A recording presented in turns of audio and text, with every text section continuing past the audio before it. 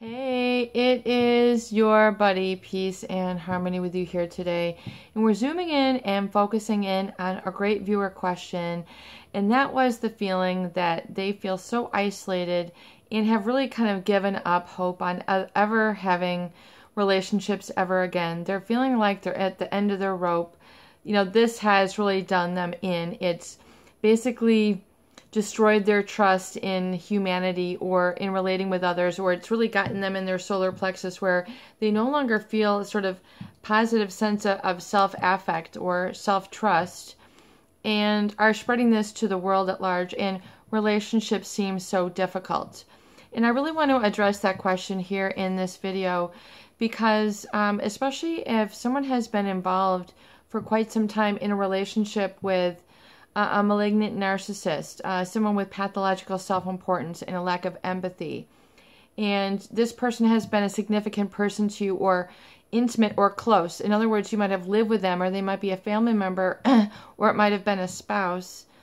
And you have sort of really cultivated a lot of chronic and ongoing moods and temperaments and experiences or events with them.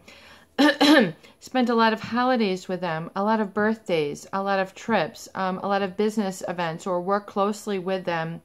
And so you know firsthand the effects of being in a relationship with them, and you have suffered some consequences. You have, become so used to adjusting and making adaptations yourself personally in order to be in a relationship with them. You've walked gently, you've spoken more quietly, you haven't laughed, you haven't cried, you haven't followed a career, you haven't gotten married, you haven't traveled, you haven't taken care of your health. You've made all these negative personal adjustments in order to pacify or acquiesce to this person. And now you're kind of waking up to this experience, and you're going, wow, I cannot believe I did this. Look at where I am now. This has been such a waste of my time, a waste of my decades, a waste of my best years. You're making all these sort of self-derogatory or self-accusatory statements. It's like you're living with a grave inner critic who's now taken you over and is saying, hey, you are no good, you are nobody, or life is no good, life is no thing. And you cannot trust anymore, because trust and belief are really kind of the pillars or the foundation, really kind of the core of being able to live your life and pursue things. In other words, if you don't have trust or belief in yourself or what you're, looking to get into, for example, I wouldn't enter into, you might say, I would never into the law profession because of this and this and this, or I would never enter into this and this profession because of such and such. You're speaking your truth, your truth into reality. Basically, you're saying, I am never going to meet somebody. You're basically making a statement. And you're living in reactivity, so you're not giving, you're projecting into the future also something negative, which has not occurred yet. So you're just basically saying, I give up. And you're now living in what I basically feel is known as like a conflict consciousness. So oftentimes that is created or instilled in you when you're in a relationship with a covert narcissist or a psychopath, and that is to be constantly in a conflict, constantly in a struggle, constantly never good enough, constantly paranoid, constantly hypervigilant, waiting for the next bombshell, waiting for the next lie, waiting to find out what else you've done wrong. I mean, living in this state of fear, which, as we all know, and viewers have so aptly stated, is that when you are constantly under the feeling or threat that there is, a stress or fear around you at any time, it creates a stress or a pressure, and you have the release of the cortisol, the adrenals, all the stress hormones.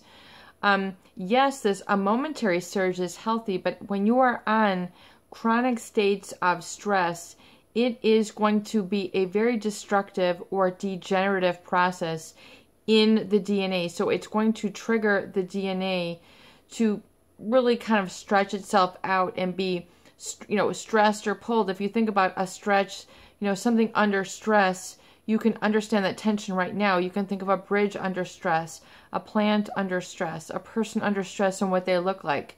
And sort of those adrenals that begin to flood the system. And you can, if you watch a horror movie, you can feel that in your body. So some people, it makes them feel alive, or it makes them feel good or juiced to constantly be in the struggle state. But if it's ongoing or chronic, this can lead to degenerative diseases, the macular degeneration, the belly fat, like all the cortisol, the degenerative disc, the arthritis, the bone spurs, the grinding of, your end plates in your neck, in your back, in your shoulders, in your knees, because, your body is, twisting and contorting and sending out the hormonal reactions and living in this state. So it can have definitely negative health effects.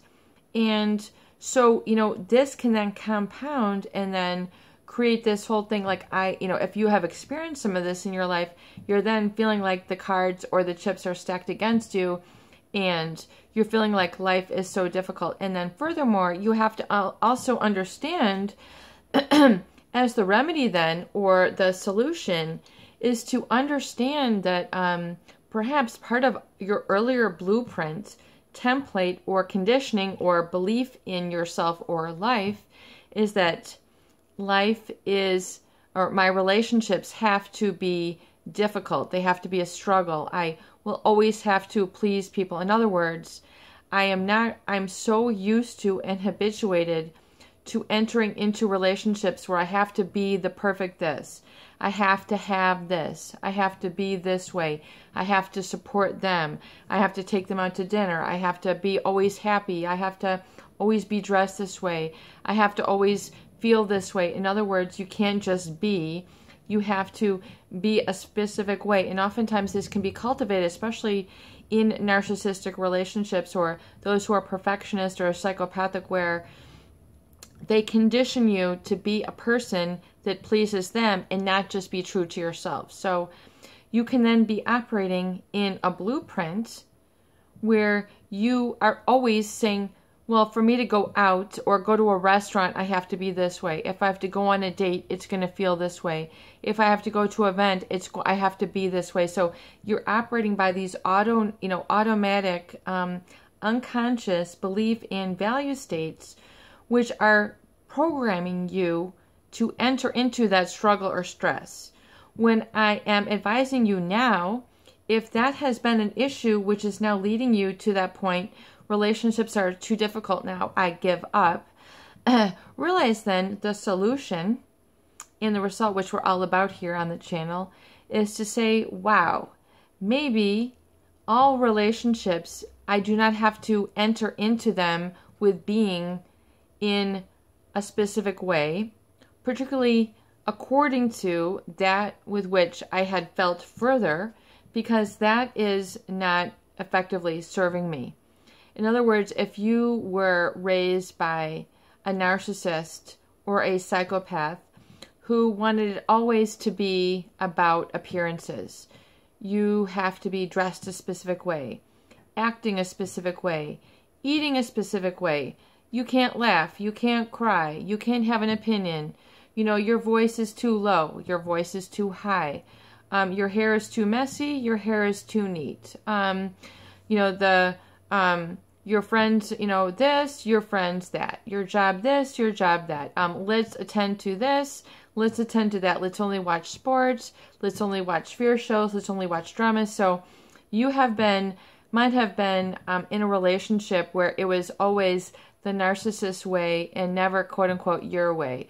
Always for the psychopath and never for you. And then you had inadvertently adjusted your life to always accommodate for them. So I love that word accommodate, because those people who stay in relationships for a longer time than most are usually the empathetic, sensitive, caring people, those people who truly care. And the people who don't want to see others suffer. So they will definitely make it their job, their duty and priority to make sure that others are happy, comfortable, healthy, that things are going okay for them. And so they'll, humble themselves, lower themselves in order to assist another. And oftentimes it is that oftentimes has then caused these maybe perhaps even decades of time to go by and memorized or repeated or rehearsed or now personality traits of ways of interacting or relating with people now that has become, this is who I am. And sometimes you feel the I am for that is unchangeable or, it is not malleable. But I encourage you to think that, wow, before I had always had to enter into relationships this way. And now, it has been a struggle. It is too much work. I have now attracted the wrong type of people. And it's time to say now, okay, now I'm no longer going to enter into the relationship like the custodian, like the martyr, like the I am, I am your doormat. I am your bell servant. I am your bellhop. I am your butler. I am your maid. I am your indentured servant. I am no longer entering into relationships with that mindset because that is not an accurate reflection of who I am and the self-respect that I am permitted to have within myself, because that is truly what is called for, is the self-respect in knowing that I have right to my feelings and ability to then live in the moment and be able to create an adventure, but yet also know how to protect myself when dealing with others. So I'm growing up, as they say. I'm not just, continuing to attract the same people. I'm no longer needing to feel that I have to reduce myself or always be the backseat driver in relationships where it's someone else always driving and I'm always kind of along for the ride or there for their life.